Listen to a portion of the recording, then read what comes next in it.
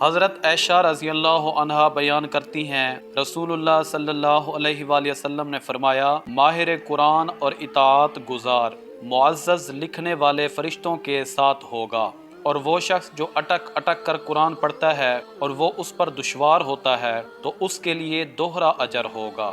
حضرت ابن عمر رضی اللہ عنہما بیان کرتے ہیں، رسول اللہ صلی اللہ علیہ وآلہ وسلم نے فرمایا، صرف 2 آدمیوں پر رشک کرنا جائز ہے، ایک وہ آدمی جسے اللہ نے قرآن کا علم دیا ہو اور وہ دن رات اس کی تلاوت و عمل کا اہتمام کرتا ہو، اور ایک وہ آدمی جسے اللہ نے مال عطا کیا ہو اور وہ دن رات اس کی راہ میں خرچ کرتا ہو۔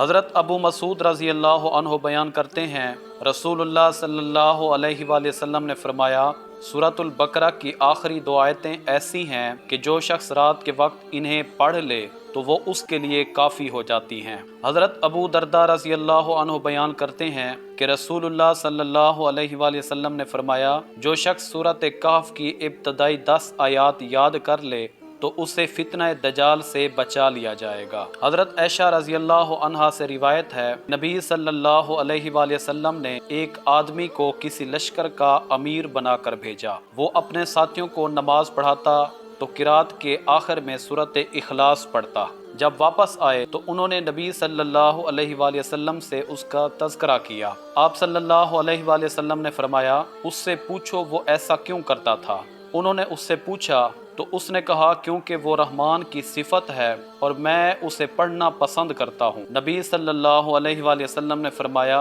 اسے بتا دو کہ اللہ اسے پسند فرماتا ہے۔